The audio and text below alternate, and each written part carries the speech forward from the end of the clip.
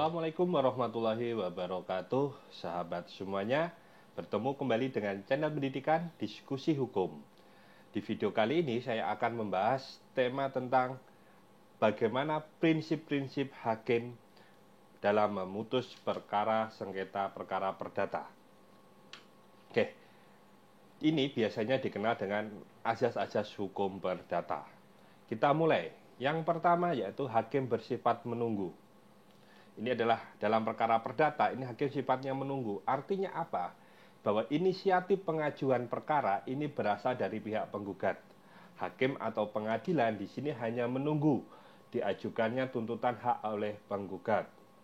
Jadi di sini kalau memang tidak ada tuntutan dari salah satu pihak, itu artinya tidak ada yang akan diperiksa. Atau hakim akan bekerja setelah adanya surat gugatan atau tuntutan tersebut diajukan ke pengadilan. Nah, dengan di sini, dengan adanya tuntutan yang masuk tersebut, hakim dilarang menolak untuk memeriksanya. Dengan alasan bahwa, ini undang-undangnya tidak jelas, ini tidak boleh. Hakim harus memeriksa semua yang diajukan oleh para pihak ke pengadilan. Tetapi dia tidak berperan aktif, hanya bersifatnya menunggu. Nah, selanjutnya azas yang kedua adalah hakim di sini bersifat pasif. Pasif dalam arti apa? Di sini dalam menentukan, kalau tadi perkaranya menunggu, hakim pasif di sini yang menentukan ruang lingkup atau luasnya pokok sengketa ini adalah para pihak. Jadi hakim yang tidak menentukan luasnya perkara, tetapi para pihaklah yang menentukan luasnya perkara tersebut. Biasanya di sini nanti dituangkan di dalam surat gugatan atau dalam surat jawaban, yaitu dalam hal rekonvensi. Contoh dalam perkara sengketa perkawinan, kalau memang di situ walaupun dalam suatu perkawinan timbul atau ada anak hasil perkawinan tersebut, tetapi ketika terjadi perceraian tidak mempermasalahkan terkait pengasuhan anak, maka dalam perkara tersebut, dalam memutus perkara perceraian, hakim tidak akan memutus terkait masalah pengasuhan anak. Begitu juga ketika di situ tidak ada tuntutan mengenai pembagian harta gono gini, juga tidak diputus dalam perkara karena tidak ditentukan dalam perkara tersebut. Namun demikian, itu sifat kepasifan hakim, yaitu dalam menentukan luas lingkup perkaranya. Namun di sini hakim wajib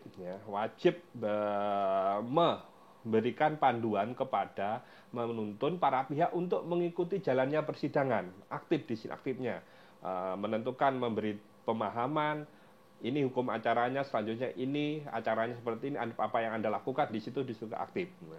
Selain di situ juga hakim di sini karena pasif, jadi adanya larangan untuk memutus apa yang tidak pernah dituntut. Ya, jadi tadi kalau tadi ada sebutkan di depan tadi ada mengenai dalam perkawinan ada anak tetapi tidak pernah dituntut, di situ hakim tidak boleh memberikan status anak dalam pengasuhan siapa ketika tidak pernah dipermasalahkan di dalam perkara perceraian. Nah, selanjutnya dalam memeriksa perkara yaitu persidangan pada akhirnya terbuka untuk umum. Jadi siapapun di sini bisa hadir di persidangan, kecuali ditentukan lain oleh undang-undang. Nah, jadi secara formal pemeriksaan perkara ini dilakukan dalam sidang terbuka untuk umum. Biasanya perkara apa yang ditentukan undang-undang untuk tertutup, yaitu perkara perceraian, karena di sini ada mungkin di situ dalamnya ada termasuk dalam pemeriksaan tersebut ada bagian dari masa kesusilaan atau tema undang-undang menentukan untuk tertutup. Namun demikian dalam pembacaan putusan wajib dibacakan dalam sidang terbuka untuk umum.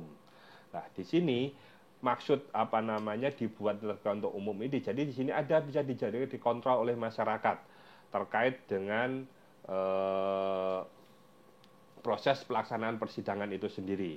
Dan dalam perkara contoh dalam sengketa rahasia dagang ini, para pihak bisa mengajukan pemeriksaan dilakukan dengan secara tertutup. Yang keempat, prinsipnya adalah mendengar kedua belah pihak. atau audi ad alteram patrem kalau bahasa ininya ya, dalam bahasa hukumnya. Nah, di sini jadi hakim harus mendengar kedua belah pihak. Jadi beri kesempatan sama-sama untuk membuktikan apa yang menjadi dalilnya. Jadi pihak penggugat dikasih kesempatan, tergugat juga dikasih kesempatan. Disinilah prinsip kesetaraan dalam proses persidangan. Nah, jadi hakim hanya akan menilai dari proses pembuktian itu sendiri. Jadi tidak pada salah keterangan salah satu pihak, kecuali apabila pihak yang dipanggil tersebut tidak pernah hadir. Jadi ketika tidak pernah hadir, tidak berarti ini pihak hakim tidak menunggu. Jadi hakim tidak menunggu kehadiran salah satu pihak. Tetapi ketika para pihak hadir, diberi kesempatan yang sama. Karena kalau menunggu hadir, tidak menunggu satu kehadiran, ini akan membutuhkan waktu yang lama. Justru pihak yang menuntut ini akan hak-haknya akan terbengkalai. Nah, selanjutnya di dalam putusan yang kelima prinsipnya itu putusan harus disertai dengan alasan. Di sini dalam setiap pertimbangan hakim, apa yang dikabulkan, apa yang ditolak, semua harus dicantumkan di dalam dalam pertimbangan putusan atau penetapan. Jadi kenapa ditolak, kenapa dikabulkan, itu semua harus dicantumkan di dalam amar putusan. Setelah mendengar para pihak tadi, dia mempertimbangkan pertimbangan hukum namanya.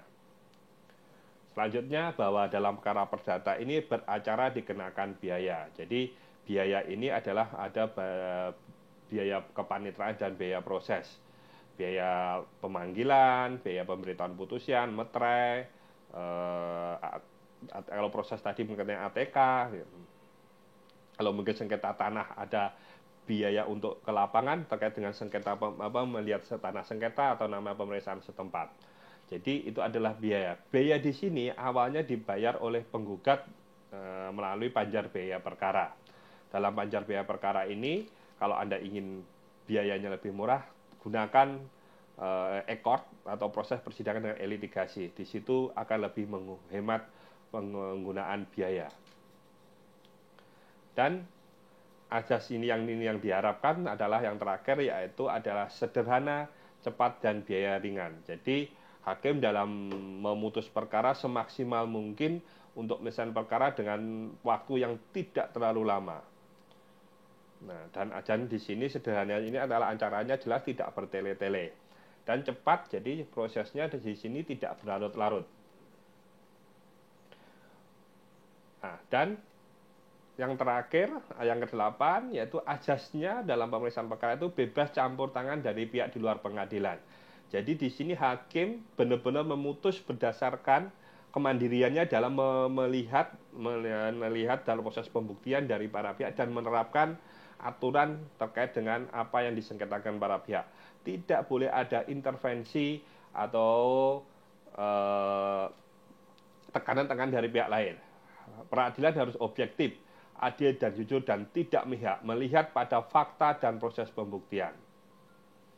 Jadi hakim tidak boleh terpengaruh dari pihak-pihak yang di luar pengadilan. Oke, itu saja penjelasan dari kami. Mungkin kita bisa ada yang mau didiskusikan, silahkan disampaikan di kolom komentar. Kami akan berusaha untuk menjawab apa yang Anda tanyakan. Sampai bertemu kembali di video kami yang akan datang. Bye-bye.